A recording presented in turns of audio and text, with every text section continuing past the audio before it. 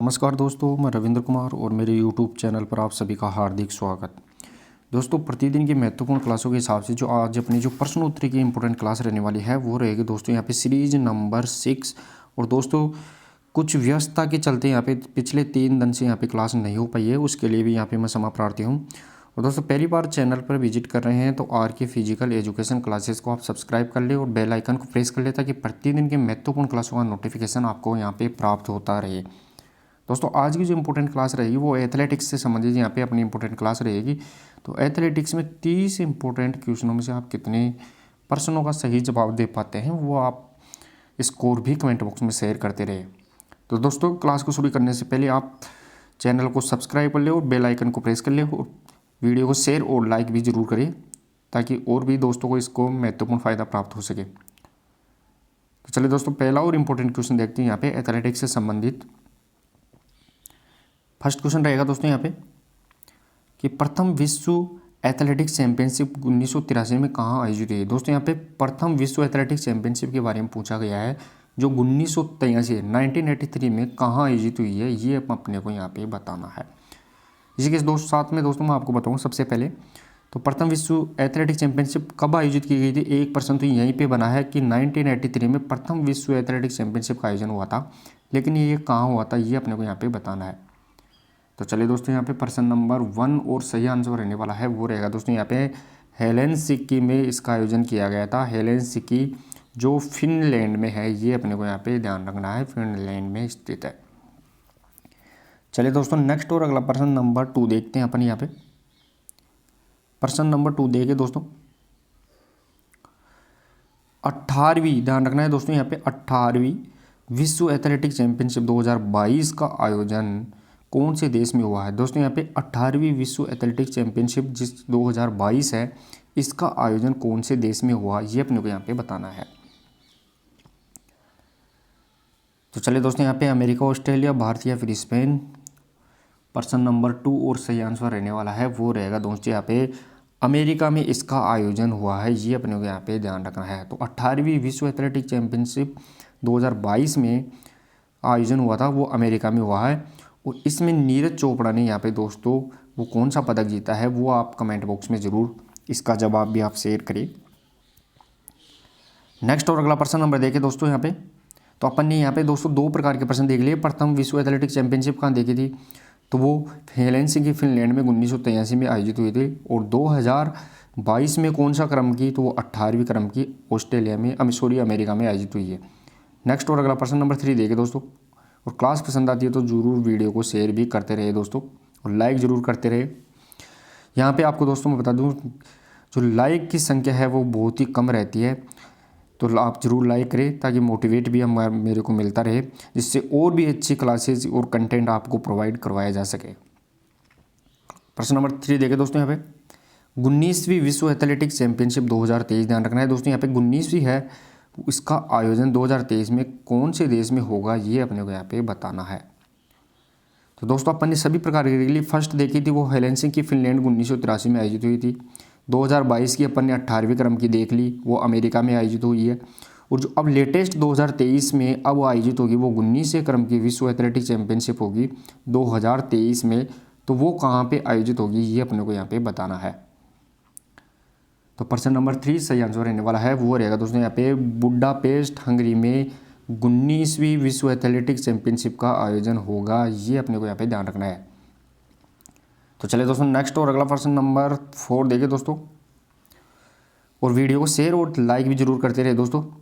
Like और share करने से यहाँ पे आपके द्वारा जो मोटिवेट है वो मेरे को मिलता है ताकि और भी अच्छे से अच्छा कंटेंट यहाँ पे आपको देने के लिए यहाँ पे प्रेरित होता है। तो ज़रूर आप यहाँ पे लाइक और शेयर भी करते रहे। प्रश्न नंबर 4 देखिए दोस्तों नेक्स्ट, कौन से ओलंपिक में सिंथेटिक ट्रैक, ध्यान रखना है दोस्तों यहाँ पे कौन से ओलंपिक है जिसमें सिंथेटिक ट्रैक का प्रयोग हुआ है, ये अपने को यहाँ पे बताना है। कौन सा ओलंपिक है जिसमें सिंथेटिक ट्रैक का प्रयोग हुआ है 1960, 68, 28 या फिर 1924 पेरिस। तो चलिए दोस्तों यहाँ पे प्रश्न नंबर 4 और सही आंसर रहने वाला है वो रहेगा दोस्तों यहाँ पे 1968 1968 मैक्सिको सिटी ओलंपिक के अंदर यहाँ पे सिंथेटिक ट्रैक का प्रयोग किया गया था, ये अपने को यहाँ पे ध्यान रखना है। नेक्स्ट और अगला प्रश्न नंबर 5 देखिए दोस्तों। प्रश्न नंबर 5 रहेगा। और दोस्तों 30 इंपॉर्टेंट क्वेश्चन में से आप कितने प्रश्नों का सही जवाब दे पाते हैं एथलेटिक्स के टॉपिक के लिए, तो वो भी आपके लिए इंपॉर्टेंट रहेगा। प्रश्न नंबर 5, फॉस्फोरी फ्लो शब्द किस प्रकार संबंधित है। दोस्तों यहाँ पे फॉस्फोरी फ्लो शब्द है वो किस प्रकार संबंधित है या किससे संबंधित है, ये अपने को यहाँ पे बताना है। सबसे पहले तो मैं दोस्तों आपको बता दूं, जो फॉस्फोरी फ्लो है ये एक टेक्निक है। तो ये टेक्निक कौन से गेम या इवेंट में यहाँ पे इस्तेमाल की जाती है, ये अपने को यहाँ पे बताना है। तो long jump, high jump, triple jump या फिर शॉर्ट पुट, इनमें से कौन सा ऑप्शन रहेगा। प्रश्न नंबर 5 सही आंसर रहने वाला है वो रहेगा दोस्तों यहाँ पे हाई जंप से संबंधित है, ऊंची कूद से संबंधित टेक्निक वो फॉस्फोरी फ्लो रहेगी दोस्तों। नेक्स्ट और अगला प्रश्न नंबर 6। प्रश्न नंबर 6 देखिए दोस्तों, एथलेटिक ट्रैक में आदर्श लेन की चौड़ाई कितनी होती है। दोस्तों यहाँ पे एथलेटिक्स जो ट्रैक होता है उसमें आदर्श लेन की चौड़ाई पूछी गई है, ये अपने को यहाँ पे ध्यान रखना है। तो 1.28, 20 या फिर 21 या 22, इनमें से कौन सा ऑप्शन है जो एथलेटिक ट्रैक में आदर्श लेन की चौड़ाई से संबंधित रहेगा। दोस्तों यहाँ पे जो ट्रैक होता है ये मैं आपको बता दूं, जो ट्रैक रहेगा उनमें से आदर्श लेन की जो चौड़ाई होती है दोस्तों यहाँ पे लाइन नहीं है, ध्यान रखना है, लाइन शब्द नहीं यूज करते हैं, यहाँ पे लेन शब्द यूज करते हैं। लेन का मतलब होता है दो लाइनों के बीच की जो जगह होती है वो लेन होती है, गलियारा बोलते हैं अपन उसको। तो आदर्श लेन की चौड़ाई यहाँ पे 1.22 मीटर रहेगी दोस्तों। वैसे अगर अपन इसको देखें तो 1.20 से यहाँ पे 1.20 से लेके 1.25 तक यहाँ पे अपन इसको रख सकते हैं, लेकिन आदर्श लेन की चौड़ाई होती है वो 1.22 मीटर रहेगी। नेक्स्ट और अगला प्रश्न नंबर 7 देखिए दोस्तों। प्रश्न नंबर 7 रहेगा, रिले दौड़ में बैटन एक्सचेंज जोन की दूरी क्या होती है। दोस्तों यहाँ पर रिले दौड़ की बारे में बताया गया है, जो बैटन एक्सचेंज करते हैं उस जोन की दूरी क्या होती है, ये अपने को यहाँ पे बताना है। तो दोस्तों यहाँ पे रिले दौड़ में बैटन एक्सचेंज की दूरी अपने को यहाँ पे बतानी है। तो मैं दोस्तों यहाँ पे आपको बता दूं, मान लो ये ट्रैक है, तो इस ट्रैक में पहले क्या थी वो अपने को यहाँ पे ध्यान रखना है। तो इसका सही आंसर रहने वाला है वो रहेगा दोस्तों यहाँ पे रिले दौड़ में बैटन एक्सचेंज की जो दूरी होती है वो 30 मीटर होती है लेटेस्ट अपडेट के अकॉर्डिंग। इससे पहले क्या होता था दोस्तों, तो 10 मीटर का यहाँ पे एक्सीलरेशन जोन होता था, तो उसमें खिलाड़ी भाग ही सकता था, बैटन चेंज नहीं करता था। उसके बाद में 10 मीटर के बाद में यहाँ पे 20 मीटर का वो बैटन एक्सचेंज जोन होता था, 20 मीटर का। इस प्रकार पहले 20 मीटर का होता था, लेकिन अब दोनों यानी एक्सीलरेशन जोन और बैटन एक्सचेंज जोनों को मिला के 30 मीटर का बैटन एक्सचेंज जोन घोषित कर दिया गया है या बना दिया गया है। तो वर्तमान में बैटन एक्सचेंज जोन की दूरी कितनी रहेगी दोस्तों, वो 30 मीटर रहेगी, ना कि 20 मीटर। ये अपने को यहाँ पे ध्यान रखना है। नेक्स्ट और अगला प्रश्न नंबर 8 देखिए दोस्तों। प्रश्न नंबर 8 रहेगा, इनसाइड ट्रैक कौन से एथलीट की जीवनी है। दोस्तों यहाँ पे इनसाइड ट्रैक कौन से एथलीट की यहाँ पे जीवनी या ऑटोबायोग्राफी रहेगी दोस्तों, ये अपने को यहाँ पे बताना है। तो दोस्तों यहाँ पे इनसाइड ट्रैक कौन से एथलीट की ऑटोबायोग्राफी है, ये अपने को यहाँ पे बताना है। और क्लास को भी ज़्यादा से ज़्यादा शेयर और लाइक भी आपको करते रहना है दोस्तों। यहाँ पे आपको बार बार बोलने की ज़रूरत ना पड़ेगी, आप क्लास को लाइक और शेयर करते रहिए। आप खुद ही अपने अनुमान के अकॉर्डिंग यहाँ पे कर दिए, क्लास को आगे से आगे शेयर करते रहना चाहिए। प्रश्न नंबर 8 और सही आंसर रहेगा दोस्तों यहाँ पे जो इनसाइड ट्रैक है वो कार्ल लुइस की ऑटोबायोग्राफी रहेगी दोस्तों। नेक्स्ट और अगला प्रश्न नंबर 9। प्रश्न नंबर 9 देखिए दोस्तों, यहाँ पे भारतीय एमेच्योर एथलेटिक्स फेडरेशन का गठन कब किया गया है। दोस्तों यहाँ पे भारतीय एमेच्योर एथलेटिक्स फेडरेशन है उसका गठन यहाँ पे कब किया गया है, ये अपने को यहाँ पे बताना है। दोस्तों यहाँ पे भारतीय amateur athletics federation of India या AAFI के जो गठन है वो कब किया गया है, ये अपने को यहाँ पे बताना है। तो प्रश्न नंबर 9 सही आंसर रहने वाला है वो रहेगा दोस्तों 1946 के अंदर 1946 में भारतीय एमेच्योर एथलेटिक्स फेडरेशन का गठन किया गया था। और इसका मुख्यालय कहाँ है दोस्तों, वो नई दिल्ली में इसका मुख्यालय रहेगा। नेक्स्ट और अगला प्रश्न नंबर 10। प्रश्न नंबर 10 देखिए दोस्तों, होप स्टेप जंप स्पर्धा को अन्य किस नाम से जाना जाता है। दोस्तों यहाँ पे होप स्टेप जंप जो स्पर्धा है इसको अन्य किस नाम से जाना जाता है, ये अपने को यहाँ पे बताना है। होप स्टेप जंप स्पर्धा को अन्य किस नाम से जाना जाता है। तो यहाँ पे high jump, pole vault, triple jump या फिर लॉन्ग जंप, इनमें से कौन सा रहेगा? तो पर्सन नंबर यहाँ पे रहने वाला है 10 और सही आंसर रहेगा दोस्तों यहाँ पे ट्रिपल जंप को अपन यहाँ पे होप स्टेप जंप के नाम से जानते हैं। पर्सन नंबर 10 का सही आंसर रहेगा दोस्तों ट्रिपल जंप या त्रिकूद के अंदर होप स्टेप जंप इसका सेकंड नेम होता है। नेक्स्ट और अगला पर्सन नंबर 11 देखिए दोस्तों। पर्सन नंबर 11 रहेगा एथलेटिक्स में गोल्ड मेडल जीतने वाले पहले भारतीय कौन है? दोस्तों यहाँ पे एथलेटिक्स में पूछा गया है कि गोल्ड मेडल जीतने वाले पहले भारतीय कौन है, ये अपने को यहाँ पे बताना है।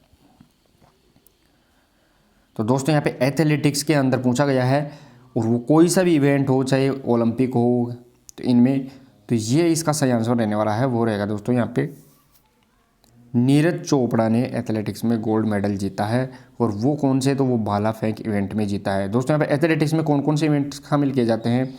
तो वो ट्रैक और फील्ड इवेंट, ध्यान रखना है दोस्तों, ट्रैक और फील्ड इवेंट दोनों को एथलेटिक्स में शामिल करते हैं। नेक्स्ट और अगला पर्सन नंबर 12 देखिए दोस्तों।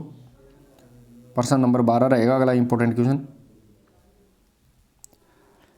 हैमर थ्रो के सर्कल का व्यास कितना होता है? दोस्तों यहाँ पे हैमर थ्रो है, उसके जो सर्किल होता है उसका व्यास कितना होता है, ये अपने को यहाँ पे बताना है। तो 2.5 मीटर, 2.135, 2.75, 3.50 मीटर, इनमें से कौन सा रहने वाला है, वो अपने को यहाँ पे बताना है। तो दोस्तों जो हैमर थ्रो का जो सर्किल होता है उसका व्यास पूछा गया है कि वो कितना होता है, ये अपने को यहाँ पे ध्यान रखना है। तो चलिए दोस्तों यहाँ पे हैमर थ्रो के सर्किल का व्यास होता है वो इसका सही आंसर रहने वाला है पर्सन नंबर 12 का 2.135 मीटर, ये इसका सही आंसर रहेगा दोस्तों।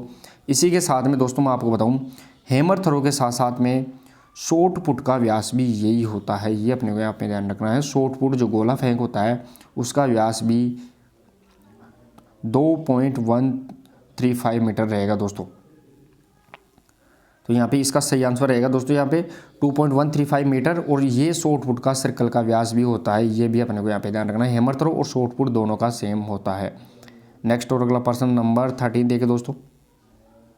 पर्सन नंबर 13 रहेगा हैमर का वजन पुरुष वर्ग में कितना होता है? दोस्तों यहाँ पे हैमर का वजन पूछा गया है वो भी पुरुष वर्ग में, तो वो कितना होता है ये अपने को यहाँ पे बताना है। तो दोस्तों हैमर होता है जो गोला होता है उसका वजन पुरुष वर्ग में कितना होता है, ये अपने को यहाँ पे बताना है। तो चलिए दोस्तों यहाँ पे पर्सन नंबर 13 और सही आंसर रहने वाला है वो रहेगा दोस्तों यहाँ पे पुरुष वर्ग में हैमर का वजन होता है वो 7.260 किलोग्राम रहेगा दोस्तों, ये अपने को यहाँ पे ध्यान रखना है। इसी के साथ में महिला वर्ग में हैमर का वजन पूछे तो महिला वर्ग में हैमर का वजन 4 किलोग्राम होता है, ये अपने को यहाँ पे ध्यान रखना है। तो क्लास पसंद आती है तो जरूर वीडियो को भी शेयर करते रहे और लाइक भी करें दोस्तों। नेक्स्ट और अगला पर्सन नंबर 14 रहेगा और कितने इंपॉर्टेंट क्वेश्चन के आप सही जवाब दे पाते हैं वो आप स्कोर भी आप लास्ट में ज़रूर अपना शेयर करें। पर्सन नंबर 14 पुरुष वर्ग के लिए जेवलिन का वजन कितना होता है? दोस्तों यहाँ पे पुरुष वर्ग के लिए पूछा गया है जेवलिन का जो वजन होता है वो कितना होता है, ये अपने को यहाँ पे बताना है। तो चलिए दोस्तों यहाँ पे पुरुष वर्ग में जो जेवलिन होता है उसका वजन कितना होता है। जेवलिन दोस्तों जो जेवलिन ये है, मान लो ये जेवलिन है, पुरुष वर्ग में जेवलिन होता है, तो जेवलिन का वजन कितना होता है ये अपने को यहाँ पे बताना है। तो चलिए दोस्तों यहाँ पे पर्सन नंबर 14 सही आंसर रहने वाला है वो रहेगा दोस्तों यहाँ पे पुरुष वर्ग में जेवलिन का जो वजन होता है वो 800 ग्राम रहेगा दोस्तों, ये अपने को यहाँ पे ध्यान रखना है। साथ में ही महिला वर्ग में अगर पूछ ले तो महिला कैटेगरी में जेवलिन का जो वजन होता है वो दोस्तों 600 ग्राम रहेगा, ये भी अपने को यहाँ पे ध्यान रखना है। नेक्स्ट और अगला पर्सन नंबर 15। पर्सन नंबर 15 देखिए दोस्तों पेरी ओब्राइन टेक्निक। दोस्तों यहाँ पे पेरी ओब्राइन तकनीक है वो इसका संबंध किससे है, ये अपने को यहाँ पे बताना है। पेरी ओब्राइन टेक्निक का संबंध किससे है? तो चलिए दोस्तों यहाँ पे पर्सन नंबर 15 सही आंसर रहने वाला है वो रहेगा दोस्तों यहाँ पे पेरी ओब्राइन जो टेक्निक है इसका संबंध गोला फेंक या शॉट पुट से संबंधित है। इसी के साथ साथ में दोस्तों यहाँ पे पेरी ओब्राइन डिस्कोपट ये भी पेरी ओब्राइन डिस्कोपट ये कौन सी टेक्निक है? तो ये गोला फेंक से संबंधित टेक्निक रहेगी दोस्तों। नेक्स्ट और अगला पर्सन नंबर 16 देखे दोस्तों। पर्सन नंबर 16 रहेगा लंबी कूद में रनवे की लंबाई कितनी होती है। दोस्तों यहाँ पे जो लॉन्ग जंप होता है उसमें जो रनवे होता है उसकी लंबाई पूछी गई है कि वो कितनी होती है, ये अपने को यहाँ पे बताना है। तो लंबी कूद में जो रनवे की लंबाई होती है वो कितनी रहने वाली है, ये अपने को यहाँ पे बताना है। प्रश्न नंबर 16 सही आंसर रहने वाला है वो रहेगा दोस्तों यहाँ पे 40 मीटर रनवे की लंबाई होती है, ये अपने को यहाँ पे ध्यान रखना है। नेक्स्ट और अगला प्रश्न नंबर दोस्तों 17, प्रश्न नंबर 17 देखें दोस्तों। 100 मीटर बाधा दौड़, दोस्तों यहाँ पे 100 मीटर बाधा दौड़ पूछी गई है, उसमें बाधाओं के मध्य की दूरी कितनी होती है, ये अपने को यहाँ पे बताना है। मध्य की दूरी पूछी गई है। तो दोस्तों यहाँ पे 100 मीटर बाधा दौड़ किसकी होती है, तो वो महिला वर्ग से संबंधित होती है। सबसे पहले तो मैं आपको ये बता दूं, पुरुष वर्ग में 100 मीटर नहीं होती है, पुरुष वर्ग में 110 मीटर बाधा दौड़ होती है, ये अपने को यहाँ पे ध्यान रखना है। लेकिन जो बाधा होती है, जो बाधा का मतलब दोस्तों हेडल होता है, इन बाधाओं के मध्य की दूरी पूछी गई है कि वो कितनी होती है, ये अपने को यहाँ पे ध्यान रखना है, बताना है। तो चलिए दोस्तों प्रश्न नंबर 17 सही आंसर रहने वाला है वो रहेगा दोस्तों यहाँ पे मध्य की जो दूरी होती है वो 8.5 मीटर रहेगी, 8.50 मीटर। प्रत्येक बाधा के बीच की दूरी वो 8.50 मीटर रहेगी दोस्तों। नेक्स्ट और अगला प्रश्न नंबर 18 देखे दोस्तों। नेक्स्ट अगला इंपॉर्टेंट क्वेश्चन 18 रहेगा। 400 मीटर बाधा दौड़ में पहली बाधा की दूरी कितनी होती है। दोस्तों 400 मीटर जो बाधा दौड़ होती है उसमें पहली बाधा की जो दूरी होती है वो कितनी रहेगी, ये अपने को यहाँ पे बताना है। इसी के साथ में दोस्तों मैं बताऊँ, जो 400 मीटर बाधा दौड़ है वो पुरुष और महिला, ध्यान रखना है, पुरुष और महिला दोनों की ही होती है, ये अपने को यहाँ पे ध्यान रखना है। लेकिन जो पहली बाधा होती है, इस पहली बाधा की स्टार्टिंग लाइन से, ध्यान रखना है, स्टार्टिंग लाइन से पहली बाधा की दूरी कितनी रहेगी, ये अपने को यहाँ पे बताना है। तो चलिए दोस्तों यहाँ पे प्रश्न नंबर 18 सही आंसर रहेगा दोस्तों यहाँ पे 45 मीटर पहली बाधा की दूरी होती है, ये अपने को यहाँ पे ध्यान रखना है। इसी के साथ में अन्य बाधाओं के बीच की दूरी कितनी होती है, तो वो 35 मीटर रहेगी दोस्तों। शुरुआत पहली बाधा 45 मीटर, बाकी 35 मीटर, और लास्ट की जो बाधा के बाद में फिनिश लाइन की दूरी होती है वो फिनिश लाइन की दूरी यहाँ पे 40 मीटर रहेगी दोस्तों। नेक्स्ट और अगला प्रश्न नंबर 19, और क्लास को भी जरूर शेयर करते रहे दोस्तों। प्रश्न नंबर 19 रहेगा दोस्तों यहाँ पे एथलीट शब्द की उत्पत्ति कहाँ हुई। दोस्तों यहाँ पे एथलीट शब्द है, इसकी उत्पत्ति कहाँ से हुई है, ये अपने को यहाँ पे बताना है दोस्तों। अगर पीडीएफ आपको चाहिए तो पीडीएफ के लिए जो नीचे डिस्क्रिप्शन बॉक्स में जो टेलीग्राम का लिंक दिया गया है उसको आप ज्वाइन करके आसानी से पीडीएफ भी प्राप्त कर सकते हैं, या फिर आरके फिजिकल एजुकेशन क्लासेस के नाम से आप टेलीग्राम को सर्च करके वहाँ से भी आप पीडीएफ प्राप्त कर सकते हैं। तो चलिए दोस्तों प्रश्न नंबर 19 और सही आंसर रहेगा दोस्तों कि एथलीट शब्द की उत्पत्ति हुई है, वो इसका सही आंसर रहेगा दोस्तों। रोम में एथलीट शब्द की उत्पत्ति हुई है। नेक्स्ट और अगला प्रश्न नंबर 20, प्रश्न नंबर 20 देखिए दोस्तों यहाँ पे एंकर रनर होता है। दोस्तों यहाँ पे एंकर रनर होता है वो कौन सा रनर जिसे अपन एंकर रनर के नाम से जानते हैं। दोस्तों यहाँ पे एंकर रनर कौन सा होता है, ये अपने को यहाँ पे बताना है। तो दोस्तों जो अपना ये ट्रैक होता है, मान लो ये ट्रैक है अपना, तो दोस्तों जो एंकर रनर होता है वो कौन सा रनर रहेगा, ये अपने को यहाँ पे बताना है। दोस्तों ये अपनी यहाँ पे फिनिशिंग लाइन होती है, और मान लो 400 मीटर की जो दौड़ बाधा दौड़ है, मान लो 400 मीटर की बाधा दौड़ के अंदर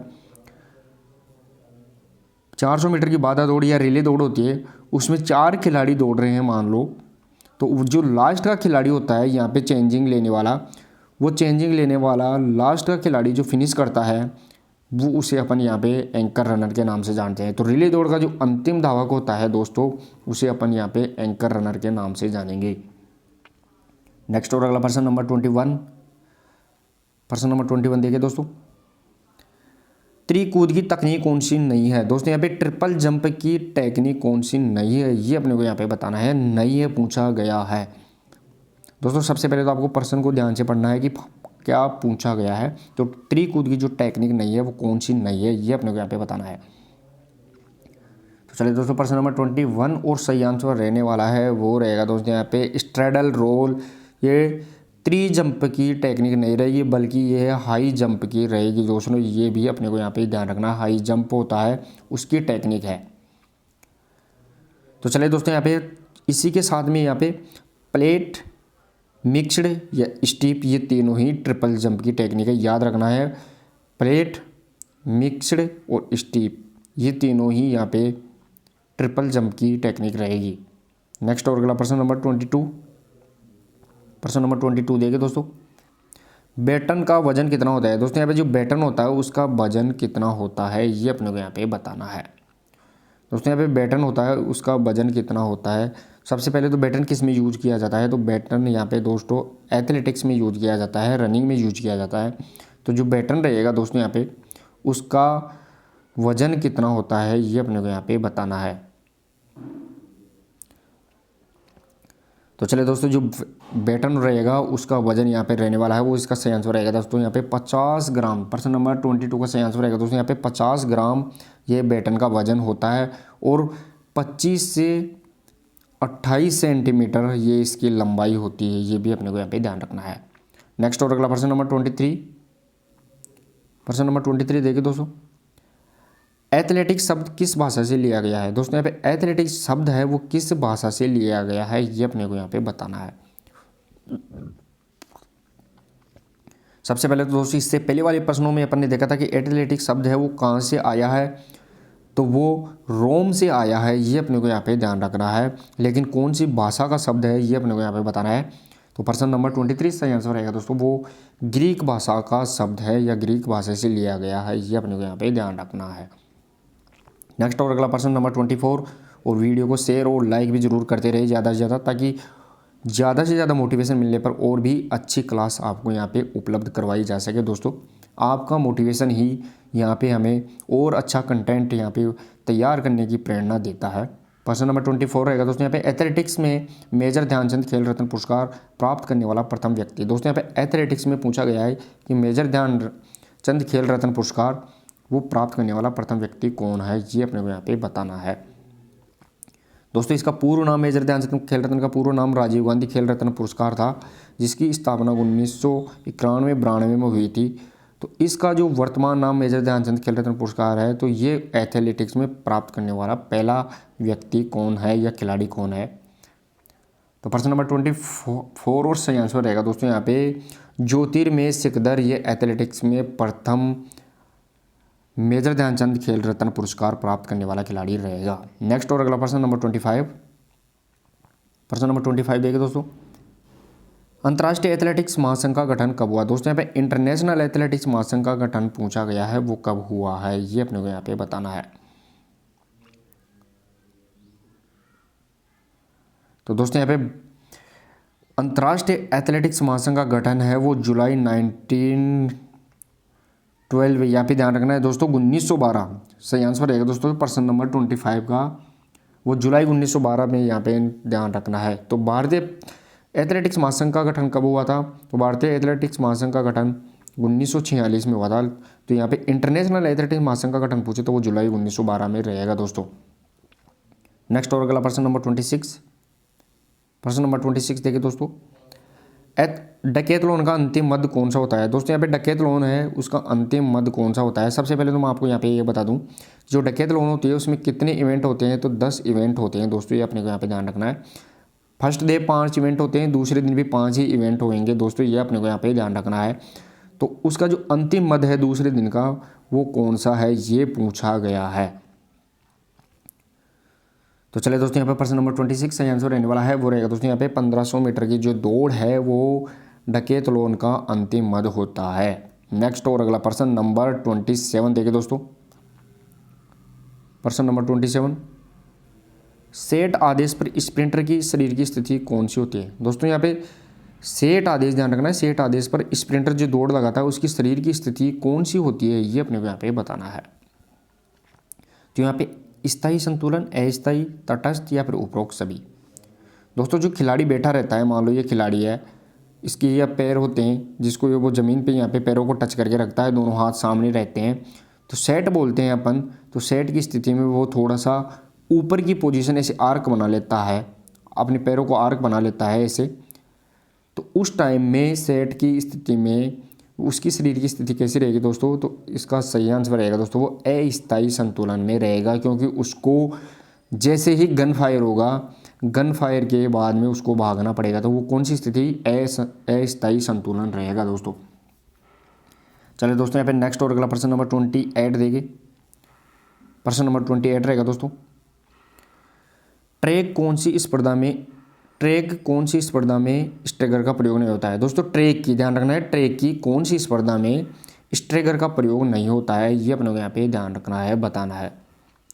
तो ट्रैक की ध्यान रखना, सी की जगह दोस्तों यहाँ पे की शब्द है कि ट्रैक की कौन सी स्पर्धा में स्ट्रेगर का प्रयोग नहीं होता है, ये अपने को यहाँ पे बताना है। तो चले दोस्तों यहाँ पे 100 मीटर, 200, 400 या फिर 800 मीटर, इनमें से कौन सी स्पर्धा रहेगी, इवेंट रहेगा। तो प्रश्न नंबर 28 और सही आंसर रहेगा दोस्तों यहाँ पे 100 मीटर के अंदर यहाँ पे स्ट्रेगर का प्रयोग नहीं किया जाता है। इसी के साथ साथ में दोस्तों यहाँ पे जो बाकी दौड़ होती है, बाकी दौड़ों में अपन यहाँ पे स्ट्रेगर का प्रयोग करते हैं। स्ट्रेगर का मतलब क्या होता है दोस्तों, तो जो रनिंग के लिए जो यहाँ पे फर्स्ट खिलाड़ी यहाँ पे खड़ा होता है, इसी के साथ में अगला खिलाड़ी यहाँ पे होता है, इसी के साथ में अगला खिलाड़ी यहाँ खड़ा होता है, तो वो स्ट्रेगर बोलते हैं, कौन सा खिलाड़ी कितनी दूर आगे खड़ा है। लेकिन 100 मीटर में एक ही लाइन से अपन खिलाड़ी को भगाते हैं, तो वो स्ट्रेगर नहीं देते हैं। चलिए दोस्तों नेक्स्ट और आज के प्रश्न उत्तर का सेकंड लास्ट प्रश्न नंबर 29 देखे दोस्तों। प्रश्न नंबर 29, डिस्कस थ्रो में रिटर्निंग लाइन की लंबाई कितनी होती है। दोस्तों यहाँ पे डिस्कस थ्रो है, उसमें रिटर्निंग लाइन होती है, उसकी लंबाई कितनी होती है, ये अपने को यहाँ पे बताना है। तो चले दोस्तों यहाँ पे डिस्कस थ्रो होता है, ये उसका सर्किल होता है, व्यास होता है, तो उसमें जो रिटर्निंग लाइन होती है दोस्तों दोनों साइडों में, उसकी लंबाई कितनी होती है, ये अपने को बताना है।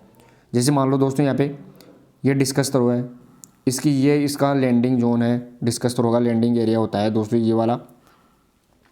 लेकिन खिलाड़ी इधर से जाएगा, अंदर यहाँ पे जाएगा, और उसके बाद में यहाँ पे जाने के बाद में वो फेंक के उसको वापस आना पड़ता है। तो वो इन दोनों लाइनों के ध्यान रखना है दोस्तों, यहाँ पे इन दोनों लाइनों के पीछे से निकलेगा, इधर से आगे से नहीं निकल सकता बाहर, नहीं तो वो फाउल होगा। तो इन लाइनों की लंबाई कितनी होती है, तो उसे रिटर्निंग लाइन बोलते हैं, और इसकी लंबाई 75 सेंटीमीटर यानी 75 सेंटीमीटर रहेगी दोस्तों, ये अपने को यहाँ पे ध्यान रखना है। नेक्स्ट और आज की प्रश्न का लास्ट प्रश्न देखे दोस्तों यहाँ पर प्रश्न नंबर 30। प्रश्न नंबर 30 देखे दोस्तों, प्रश्न नंबर 30 रहेगा दोस्तों यहाँ पे एथलेटिक्स में शरीर के किस भाग के फिनिश लाइन पार करने पर दौड़ समाप्त मानी जाती है। दोस्तों एथलेटिक्स में शरीर के कौन सा भाग है जिसके फिनिश लाइन के पार कर जाने पर यहाँ पे दौड़ समाप्त मानी जाएगी, ये अपने को यहाँ पे बताना है। मान लो दोस्तों ये अपना ट्रैक है, ये अपना ट्रैक रहेगा, तो इस ट्रैक में कौन फिनिश लाइन होती है, वो फिनिश लाइन के यहाँ पे ये स्टार्टिंग लाइन और ये फिनिश लाइन होती है। तो फिनिश लाइन में शरीर का कौन सा अंग पार कर जाए, इसको तब फिनिश माना जाती है, हाँ दौड़ को फिनिश माना जाएगा, वो अपने को यहाँ पे बताना है। तो चेस्ट फिनिश यानी चेस्ट का आगे आ जाना, शोल्डर फिनिश यानी कंधे का झुकाव के कारण, या फिर टोर्सो फिनिश। तो प्रश्न नंबर 30 सही आंसर रहेगा दोस्तों यहाँ पे उपरोक्त सभी ये फिनिश लाइन या फिनिश करने के टेक्निक रहेगी पार ये। लेकिन इनमें से अगर अपने को यहाँ पे सबसे अच्छा ऑप्शन पूछे तो वो टोर्सो फिनिश भी निकल सकता है। तो यहाँ पे तीनों ही ऑप्शन इस आधार पर फिनिश कर सकते हैं ये अपनी दौड़ को, ये भी अपने को यहाँ पे ध्यान रखना है। तो चलिए दोस्तों यहाँ पे अपन ने 30 प्रश्नों का एनालिसिस किया है, और इसमें से कितने प्रश्नों का आपने सही जवाब दिया है वो आप अपना स्कोर कमेंट बॉक्स में ज़रूर शेयर करें। क्लास अच्छी लगी है तो दोस्तों वीडियो को शेयर भी करें, लाइक भी करें, और चैनल को पहली बार आए हैं तो सब्सक्राइब भी ज़रूर कर ले, ताकि और भी आने वाली महत्वपूर्ण क्लासों का नोटिफिकेशन भी आपको मिलता रहे। तो मिलते हैं दोस्तों एक नेक्स्ट और अगली प्रश्नोत्तरी के साथ। लेकिन कल 26 जनवरी गणतंत्र दिवस की आपको सभी को हार्दिक शुभकामनाएं, ये भी अपने को यहाँ पे ध्यान रखना है। तो मिलते हैं दोस्तों कल एक नेक्स्ट और इम्पोर्टेंट प्रश्नोत्तरी के साथ, तब तक के लिए धन्यवाद।